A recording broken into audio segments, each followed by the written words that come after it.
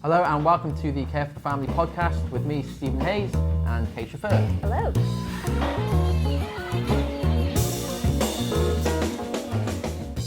One of our three main areas of work at CFF Family is supporting marriages, and because of that we regularly come into contact with people whose marriages are in deep trouble because of the affair.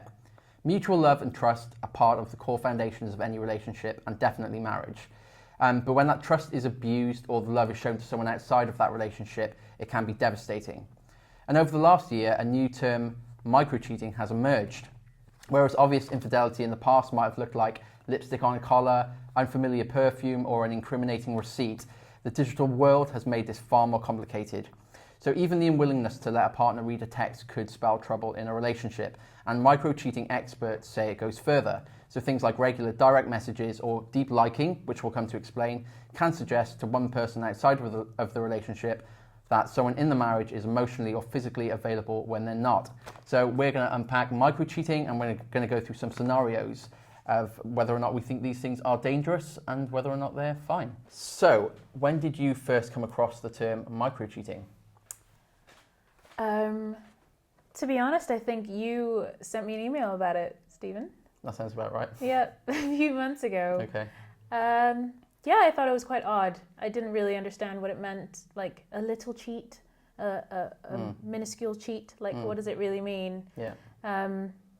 But yeah. Okay, so one term is the deep liking thing. So this is where someone goes back into your social media history and likes things quite historic. So if you woke up and some random guy that you knew in university had liked a load of things that you posted, say, like 3 years ago, that would be a bit curious, wouldn't it? You'd think, Yeah, definitely. I don't think people really do that, though. I don't think, I think when someone's stalking your feed, they don't like 10 things in a row, do they? They might accidentally like the one and then try and take it back. Like, have you had experience of this? Or well, not now that I'm married, by the way, but just back in the day. A micro stalk. No, but when you're just scrolling through someone's feed and you go quite far back, and especially in Instagram, because you're touching the screen, you might double tap and then like you can accidentally like something, and then do you unlike it? Well, because they might have already seen that you liked it. Yeah, exactly. There's just no going back. So okay, so there's a lot of lists out there online about what constitutes micro-cheating. What is micro-cheating? Is sending someone a text message? Well, obviously not. Is sexting or sending a nude photo? Well, that's obviously not right. Some of the perhaps more ambiguous scenarios, I'm going to kind of go through a few that are out there, and we're going to discuss where the line is and see if we can come to a conclusion. I'm intrigued. Okay, so the first scenario, you're watching a movie with your spouse and something reminds you of an in-joke with an ex. Ooh. So you message them. They then send a message back. It has a kiss at the end. How dangerous is that? See, okay, I think it depends on the relationship. And, does your husband or partner know about this person, firstly, their existence? Do they know that you message now and again? Yeah. That's also a question to ask yourself. And also, how often does this happen? Because I think it's normal for people to reminisce. Like it's normal to be reminded of something. Would you say with people though, but an ex, someone who you've been in a relationship with? It's difficult, but I think you sort of have to check your emotions at that point, because are you sending that message in the headspace of, oh, I literally was watching this. It reminded me of you. How's life? Or are you sending it with the hope of spurring up something? And I think that's the difference. Okay. In the cheating aspect of it. But what do you think? I'd say so for my wife and I, we kind of have a rule that you need to, if you're messaging someone semi-regularly, you kind of need to, your spouse needs to know that person. Yeah. So I can think of scenarios where perhaps I might have had a text from someone in work and it's work-related, but Beck's like, oh, who's so-and-so? And not suspicious, just kind of curiosity. Yeah. And yeah, it might be that it's like, yeah, actually, if this person's going to be like someone I need to message regularly, and my wife doesn't know them from Adam, or Eve for that matter, then yeah, it's kind of right to be a little bit concerned. And I think as soon as you make sure your partner knows that person, then it kind of dispels a lot of that potential mistrust or concern. Yeah. I guess you're right though. It's kind of totally motive driven. And are you happy for your spouse to know that you're doing that? Yeah. Because that's kind of the key, isn't it? To know that you're doing it and to read whatever you've sent. Because if you're going to be hesitant to even show the text or the messages that have gone between you, then that should put up a red flag for yourself to say, oh, I'm probably not doing this with the best intentions. Yeah. And I think the micro cheating is that it is something small, but it could be, it's like the beginning of something, isn't it? And it's less obvious than something that you would do face to face. Yeah. Okay, so that's cool. Scenario 2, Keisha. Your spouse has fallen to sleep, but you're still up, and you start liking old posts from someone who you would definitely be interested in if you were single. Oh, these are all super I know. So in this scenario, you're starting to like old posts that they've put up. So you might be going through their Instagram feed, right? Looking back on their Bebo, if you're that way inclined. How retro. Properly retro. I don't think Bebo exists anymore, I'm not sure. What kind of message does that send to the person for a start? Yeah. And the fact that you're kind of doing that, it's late at night. Yeah. It is a grey area, but a lot of these things are. I think the spanner in the works is the potential for that person to have been an interest of yours if you were single. If there's just, a kind of natural chemistry, you get on well with that person, is that then starting to plant something that's potentially dangerous? It depends on how far you take it though, isn't it? It does, yeah. Because anyone could be anyone's But this is what people really. are saying micro cheating can be. This is like one of the defining kind of... I actually read a funny quote from Greg James, the DJ on Radio 1. Okay. He was tweeting about it, and he was like, what did he say? He said, reading an article about micro cheating, but not telling your spouse about reading that article, that must be micro cheating. Yeah. I think that's what we're almost getting to. It's where's the line? Where does it end? Where does it start, you know? But then I guess you see with things like bullying and some of the rants and debates you get on Twitter, for example, where people say and do things online that they would never do in the flesh. Yeah. Like, I get involved in, sometimes I'll occasionally send out a message about the football club I support, which is failing badly at the moment. So you support, Stephen? Manchester United. Okay. And it's hard work and 26 years of unbridled success, and now it's difficult. If you empathize with Stephen, feel free to tweet at him at some point. Yeah, please do. Don't go back too far in my tweets though. And the only upside is that people don't call me a glory supporter anymore, so that's something. But the point is that in that space, when you're online, you can do and say things that you would not do face to face. Yeah. So when you relate that to the kind of cheating stuff, then it's kind of like, so if you sent like a tweet to someone, or if you direct message someone, or made a comment on Instagram, that's like, it feels one step removed from texting that person directly, because it's kind of it's on the internet. It's not a text message. Yeah. And then like the next step across is, would you call that person to tell them that? Well, you wouldn't. No, you wouldn't. And part of that comes down to how you use social media, but also, and I guess this is the micro bit again, we'll keep coming back to it. It's that fine line of what message is that putting across, and would you let your spouse find out? Yeah. So I have a good one. Shoot. That I just thought of. What about reading old text messages or reading old direct messages? Is that so I actually had this conversation with my husband not too long ago. Okay. Because I don't tend to look back on old messages unless they made me feel good. So can you remember when you had like a Nokia and you'd be deleting your messages and you'd be like, no, I'm going to keep that one. I might read that again. Well, it's true. Yeah, it's because true. there was something about that message or just the interaction with that person that gave you the warm and fuzzies. Now, do you want to explain to the people listening and watching what the warm and fuzzies are? You know what the warm and fuzzies are. It's all the feels. That's what the kids say nowadays. Just feeling warm inside. Such a millennial. and proud of it. Okay. What do you think about that with regards to micro-cheating? I mean, if I actively had messages from someone that was once a potential love interest or what have you, and I'd kept them, not only kept their messages, but, you know, semi-regularly reread them. I think for me personally, I think, well, why am I doing this? Yeah. Like, what sentiment is there in these messages that's making me feel good? And I think that would be dangerous for me. I'd probably steer away from that. And if I wouldn't, it's one of those things where, would I be happy for Beck to know I was doing that? Well, no. So therefore, should I be doing it? No.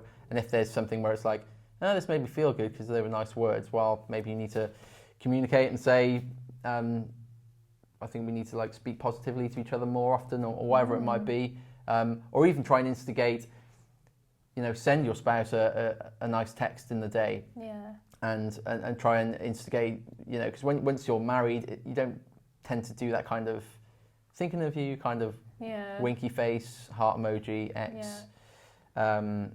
You don't do that stuff as much. So I think that could suggest that you might just need to find ways of keeping that element of your relationship strong and intact. So would you find it? I would be put off by it if say Veronica, one of a hypothetical ex of Drew. I was like, who?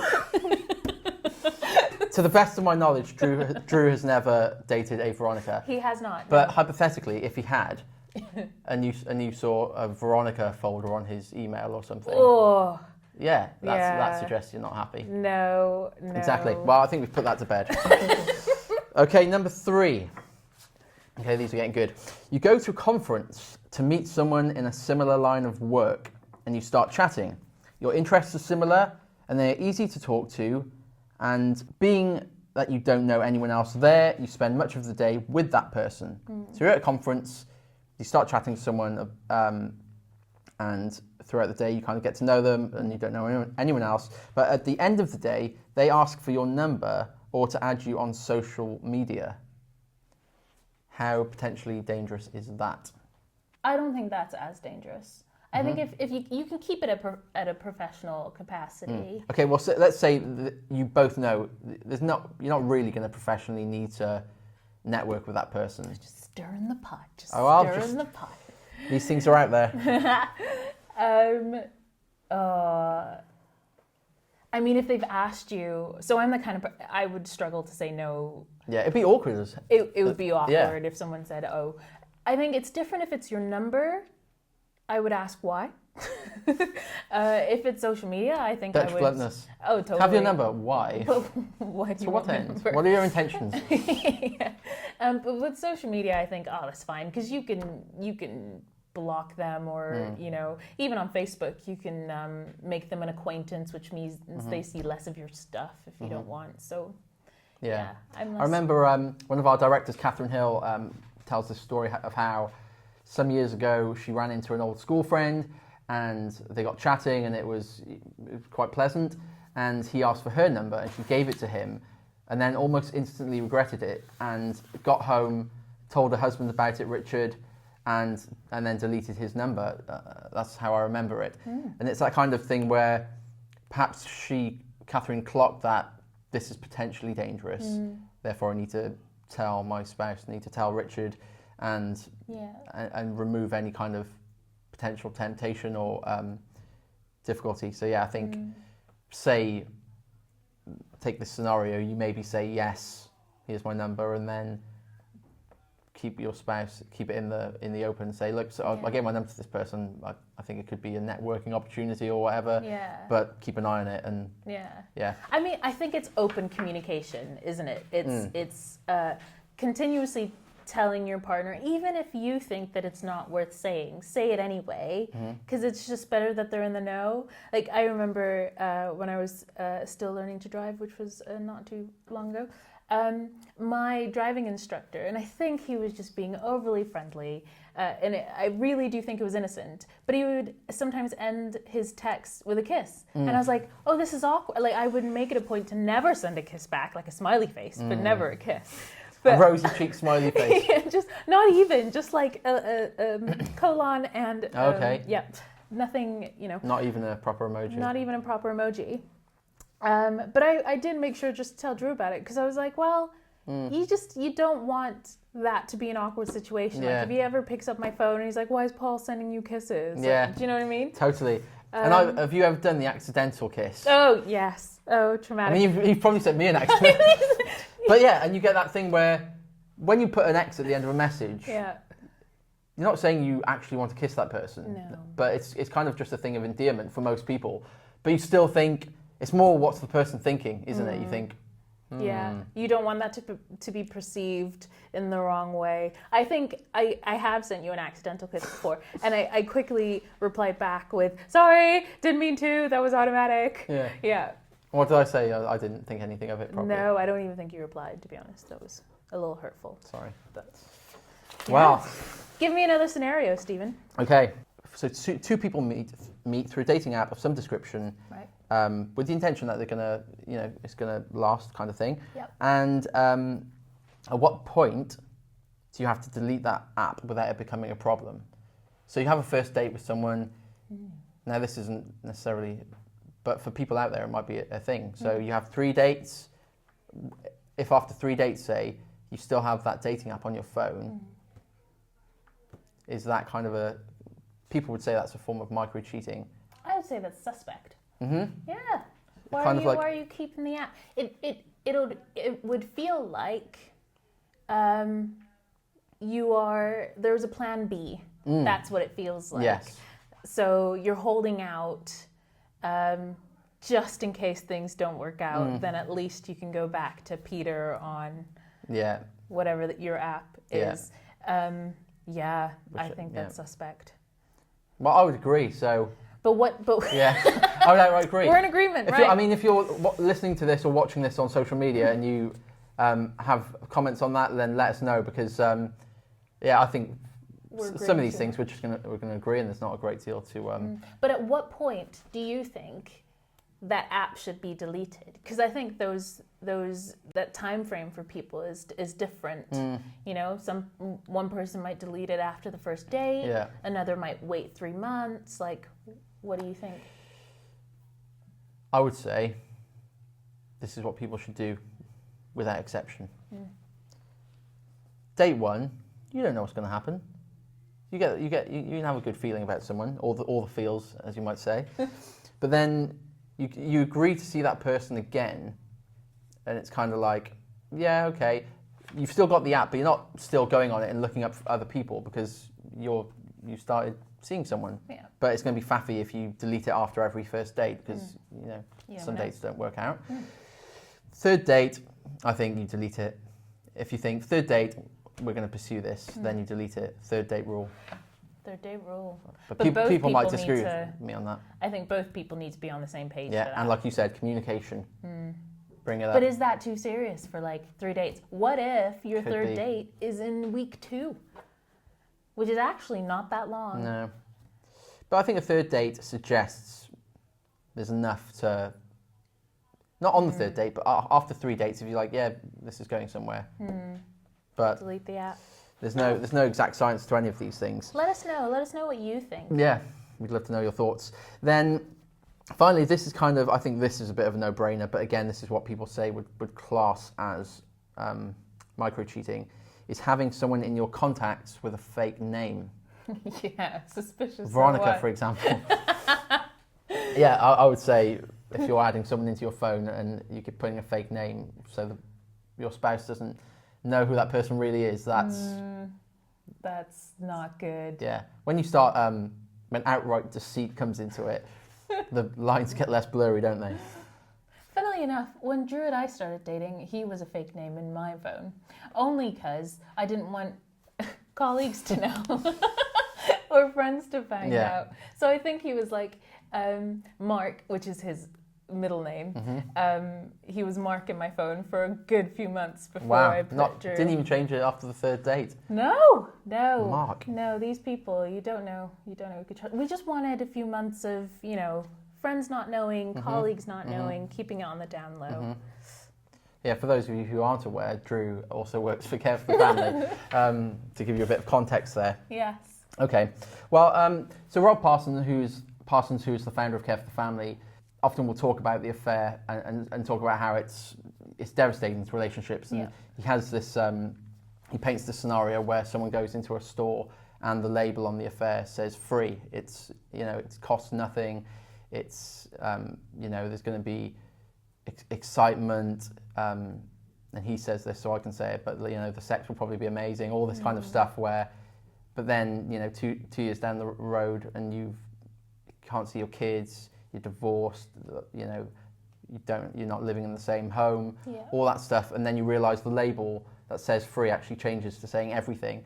And it's kind of the micro-cheating thing is so hard, isn't it? Because it's quite a funny thing, and even the name is quite funny, but then the root of what happens in affairs is devastating, and it tears families apart. And statistically, people who get together in affairs more often than not don't stay together. So it is quite a sobering thing, and I guess unpacking even this stuff that happens digitally, therefore doesn't feel quite as real. It's quite an interesting topic, and it's probably one we'll come back to at some point, I'd say. So yeah, we'd love to know your thoughts. If you think some of these things are just overkill and overreaction to a simple text message, we'd love to hear from you. Love to know your thoughts.